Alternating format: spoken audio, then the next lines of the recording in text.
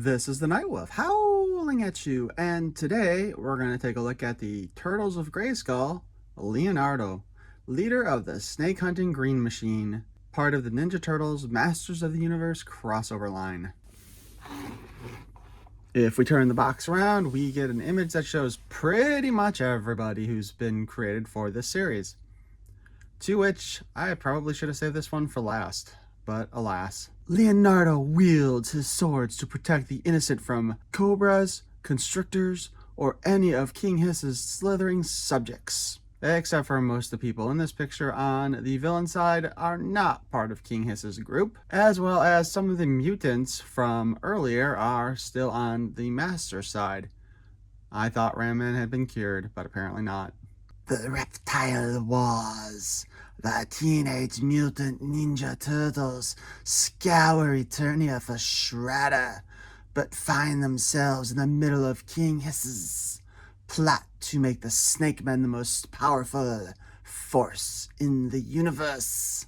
As part of this line, we have Leonardo, the leader of the snake hunting green machine, Clampchamp, the master of hand puppets, Ninjor, the devious dragon, and Michelangelo, powerful party dude. Let's go ahead and open this sucker up.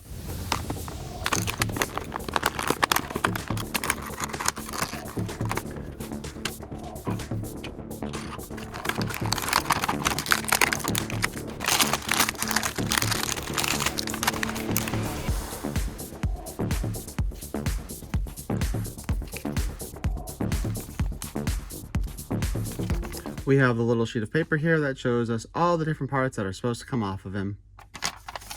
I don't even know why I show that anymore, to be honest with you. And we have the Turtles of Grayskull mini comic, Blood of the Dragon. And our comic starts out with our heroes being tossed down a well, tossed into a pit, where they would be used as sacrifice to bring back Serpos. I guess they didn't put He-Man in this part because if they had, should have been no way for them to all be captured. Of course, now we get, King Hiss starts monologuing, even though King Hiss should have actually been part of that Shredder snake thing, which is also supposed to be part Skeletor, but I guess we will ignore that part of the continuity for now. Then suddenly Ninjor shows up because he is the warden of Serpos, and he will not allow the Ninja Turtles to disturb the pit of Serpos, or whatever the hell they called it, I don't remember. The only way out is death. And of course, without even the aid of the mutagen, Ninjor transforms into this dragon mode because he had been apparently a dragon person. So with the transformation, he can breathe fire, and we did not get any fire effects with that figure, by the way. Okay, I guess technically Dragon Man Ninjor is actually the Warden of Serpos. So there's some fighting that goes on, and Rattler wonders what happens if the Turtles defeat their Warden. And he said it doesn't really matter either way because, the coming of Serpos is inevitable. We get more fighting where we basically are seeing the Turtles getting their butts kicked overall because Dragon Man Ninjor is too much for them. Also, like to point out that this is another time where the artwork shows a figure a lot larger than what he was given to us as, and they probably should have just used the bigger body for this guy, but they did not. And then the Shredder, Skeletor, Snake hybrid thing jumps into the fray and starts to bite and eat Ninjor. And he gets taller and taller because now instead of Serpos being reawakened from Snake Mountain, possesses the Shredder, Skeletor, Snake, now Ninja Dragon hybrid thingy. Mikey, of course, calls to the power of Grayskull to give him turtle power. Apparently it works, which is kind of annoying. And with his turtle power, he starts to fight the Serpos thingy, which now has 2 snake hands. I'm betting we're not going to get that figure, by the way. And the Turtles win. Now remember, folks, they weren't winning against the Dragon Man Ninjor, but apparently once you add Shredder, Skeletor, and Snake DNA to the Dragon DNA, suddenly he can't fight worth a damn. And with that all over, victory is assured. They demutate Shredder. We don't see Skeletor anywhere, and Ninjor was eaten, so he's probably dead, and very sure that Shredder and Skeletor will probably both have stomach aches in the morning. But with that, the Turtles go ahead and they head out away from Eternia, leaving behind apparently Casey Jones and April O'Neil because only the 4 of them leave to go back to Splinter. On the back of the comic, we of course get our cross-sell once again with Leonardo, the leader of the snake hunting green machine, Clampchamp, the master of hand puppets, Ninjor, the devious dropout, and Michelangelo, the powerful party dude. Huzzah. So with that, let's go ahead and take a look at our Leonardo figure.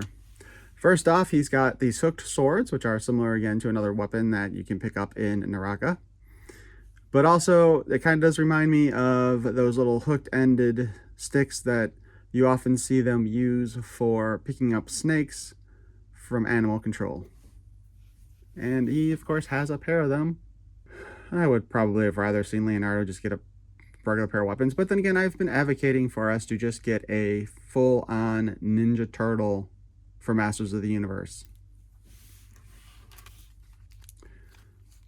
Articulation-wise, well, Leonardo here does appear to have all new equipment. Well, except for the shell, which is just a reuse of the version 2 shells, which again, this little holder thing is dumb, but let's see how well it works.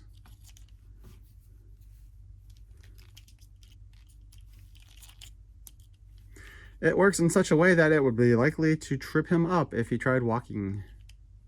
Congratulations, Mattel. You did another winner there.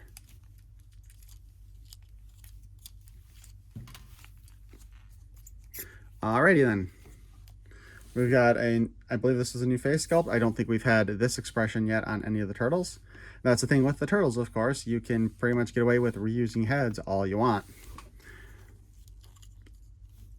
Articulation-wise, we do get to swing around the back of the bandana. And the head's on a ball joint, so we got the whole spin around all the way. We can look up and down. The bandana, of course, does get caught on things. The arm can raise up and down. The shoulder pauldrons are soft plastic and semi-transparent. So while they do technically get in the way, they do spread out of it in order to allow for the full movement that way. And of course, there are some issues spinning the arm around with that, but again, it's soft enough plastic. It does not interfere a whole lot. It just looks kind of dumb. I really have not been a fan of the forearm armor that they've been doing. Like, it always slides out of the way, but at least this one is a solid piece and not a buckle. But let's go ahead. We have our single joint in the elbow, which is standard for these figures. Does not quite make a 90-degree bend.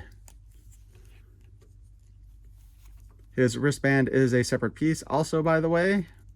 Something that they started adding into the later waves. We can spin his hand at a 360 around and in and out. His skirt piece does not appear to have any cuts in it to allow for mobility. So let's see how far we can get with him. We can get about that far before the skirt interferes in the front. This far before the skirt interferes in the back. And about that far before it interferes on the sides, showing us why it is important to have those little slices in the skirt pieces. To go along with his boots, though, he does have this new piece of knee pad armor. Like so. Which just fits at the bottom and makes it look like he's got longer boots. Honestly, those might have made a little bit more sense if he... Two things, actually. One, they probably should have been painted blue.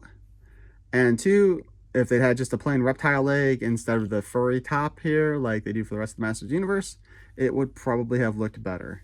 Here, it just kind of looks like an extension to the boots. That being said, the knee bends, oh shoot, at a 90 degree and can spin around. And we are back to feeling like the knee is going to break on us when we bend it. The foot has a hinge and a spin. And of course, as always, we do have our little boot cut that spins around as well.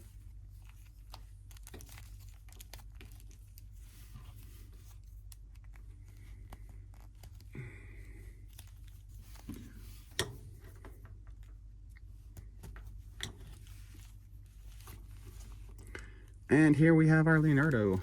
with his weapons. Sha, sha. He can grab. That's the thing with this, though. You could definitely grab and do a lot of damage. If this inside is also bladed, this actually would be a pretty badass weapon. God, I've been using badass way too much lately. But yeah, you can do a lot of damage with this if this inside is also bladed, because once you cut that around and you swing it, you basically, you know, well, I mean, you could basically, you know, de-skin somebody with that. You know, one thing to note here, they did redesign the harness a bit here. So it's got a little bit that goes down to help keep it looking straight ahead, or mostly vertical.